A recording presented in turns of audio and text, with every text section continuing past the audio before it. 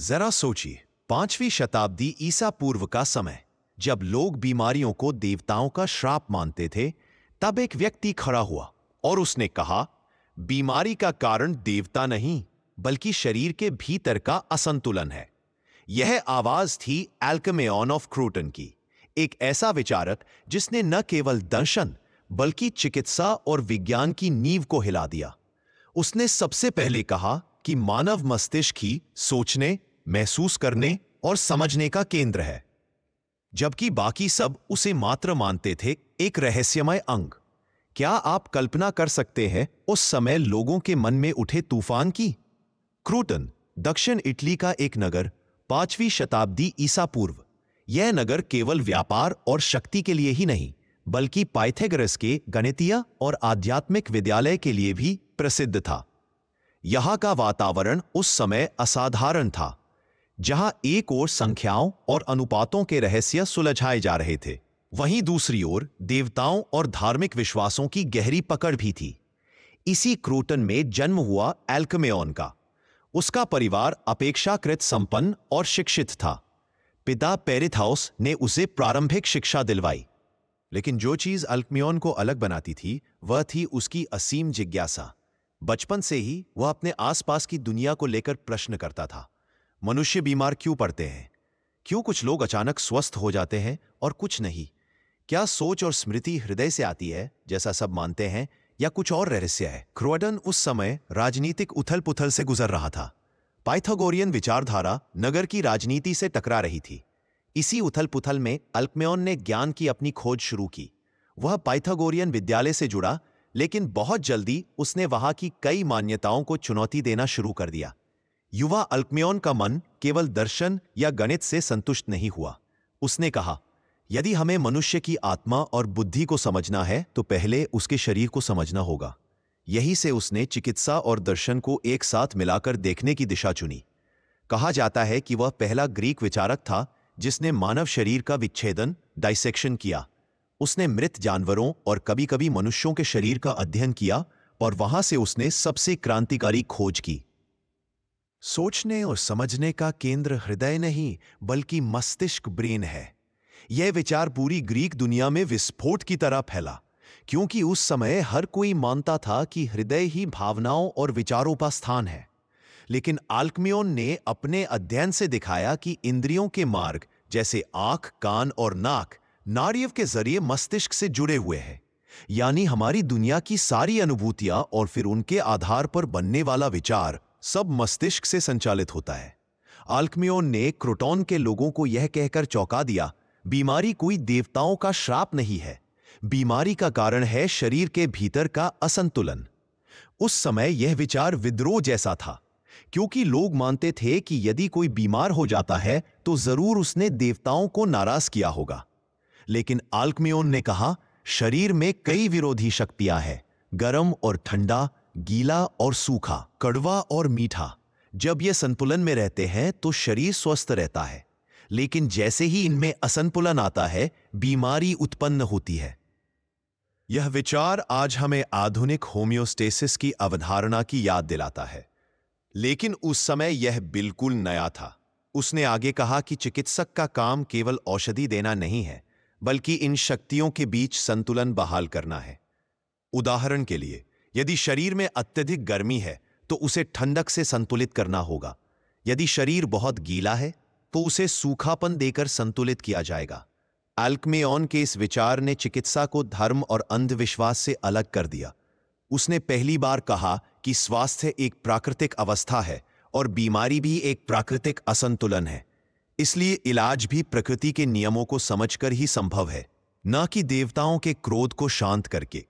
यही से ग्रीक चिकित्सा का एक नया अध्याय शुरू हुआ, एक ऐसा अध्याय जिसने आगे चलकर हिप्पोक्रेटिस जैसे चिकित्सकों को प्रेरित किया। लेकिन एल्केमेन केवल शरीर तक सीमित नहीं रहा, उसने मनुष्य के मन और आत्मा को भी इसी संतुलन की दृष्टि से देखा।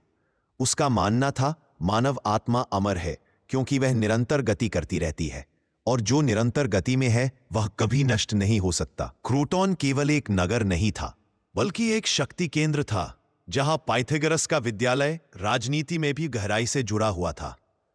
पाइथागोरियन लोग यह मानते थे कि गणितीय अनुपात और सामंजस्य ही ब्रह्मांड का आधार है।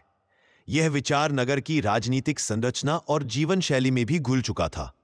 अल्क्मियोन ने प्रारंभ में इस परंपरा से शिक्षा ली, लेकिन जल्द ही उसने देखा कि पाइथागोरियन विद्यालय में स्वतंत्र प्रश्न पूछने की जगह नहीं है। वे हर बात को रहस्यमयी और आध्यात्मिक ढंग से देखते थे। अल्क्मियोन ने कहा, यदि हमें सत्य तक पहुंचना है तो हमें आंखों से देखना होगा, कानों से सुनना होगा और तर्क से समझना होगा। केवल संख्याओं और प्रतीकों के पीछे भागना पर्याप्त नहीं। यह दृष्टिकोण पाइथागोरियन अनुयायियों के लिए खतरनाक था, क्योंकि इससे उनकी सत्ता और रहस्यवाद को चुनौती मिल रही थी। राजनीति में भी क्रोटन विभाजित हो रहा था। कुछ लोग पाइथागोरियन शासन का समर्थन करते थे, जबकि कुछ लोग उसका विरोध।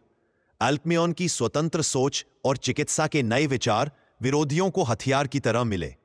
धीरे धीरे वह पाइथागोरियन समूह की आंखों की किरकिरी बन गया। कहा जाता है कि एक समय ऐसा आया जब पाइथागोरियन समूह ने क्रोटन से बाहर उसके लिए खतरे का माहौल बना दिया। कुछ कथाओं में तो यह भी उल्लेख है कि अल्क्मियोन को क्रोटन से निर्वासित होना पड़ा, लेकिन निर्वासन ने भी उसकी सोच को रोका नहीं। वह दूसरे नगरों में गया, वहां के शिष्यों को शिक्षा दी और चिकित्सा दर्शन को फैलाया। उसका सबसे बड़ा प्रभाव यह था कि उसने प्राकृतिक विज्ञान और दर्शन को आपस में जोड़ा।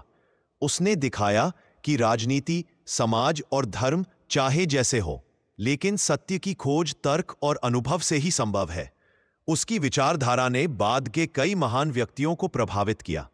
एरिस्टोटल ने अपने ग्रंथों में अल्क्मियोन का नाम लिया और कहा कि उसने सबसे पहले मस्तिष्क को सोचने का केंद्र बताया। हिप्पोक्रेटिस ने चिकित्सा में संतुलन की धारणा को और विकसित किया, और प्लेटो तक उसकी यह मान्यता पहुंची कि आत्मा अमर है और ज्ञान का स्रोत है।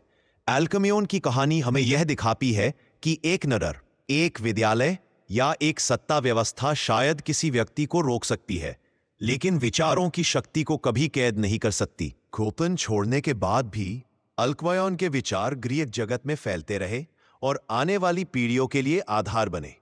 अल्क्मियोन का जीवन निरंतर संघर्ष और खोज से भरा रहा।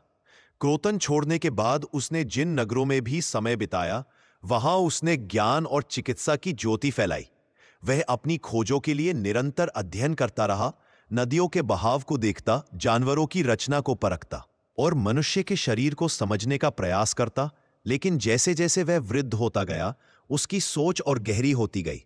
उसका विश्वास था कि आत्मा की गति कभी थमती नहीं। इसलिए जब उसकी मृत्यु का समय आया तो उसके शिष्यों ने यही कहा, अल्क्मियोन गया नहीं, उसकी आत्मा अब भी गति में है और उसके विचार अमर है। उसकी मृत्यु कहाँ और कब हुई, इसका सटीक विवरण इतिहास नहीं देता, लेकिन यह स्पष्ट है कि उसने 5वीं शताब्दी ईसा पूर्व के आरंभिक वर्षों में ही संसार को अलविदा कहा, और जाते जाते वह अपने पीछे छोड़ गया एक ऐसा विचार जिसने आने वाले सदियों तक चिकित्सा और दर्शन को नई दिशा दी। अल्क्मियोन की विरासत अमूल्य है। उसने सबसे पहले कहा कि मस्तिष्क सोचने और समझने का केंद्र है, हृदय नहीं। उसने स्वास्थ्य और बीमारी को प्राकृतिक संतुलन का परिणाम बताया, न कि देवताओं की इच्छा। उसने यह सिद्धांत रखा कि आत्मा अमर है क्योंकि उसकी गति कभी रुकती नहीं। और सबसे महत्वपूर्ण, उसने यह साहस दिखाया कि दर्शन और विज्ञान को एक साथ जोड़कर देखा जा सकता है। उसकी शिक्षा ने हिप्पोक्रेटिस, अरिस्टोटल और प्लेटो तक को प्रभावित किया। आधुनिक चिकित्सा और तंत्रिका विज्ञान, न्यूरोसाइंस की जड़ें भी कहीं ना कहीं अल्क्मियोन की खोजों से जुड़ी हुई है। आज जब हम उसके बारे में सोचते हैं तो उसकी छवि एक ऐसे साहसी विचारक की बनती है जिसने देवताओं के भय से परे जाकर मानव शरीर और आत्मा की गुत्थियों को सुलझाने की कोशिश की।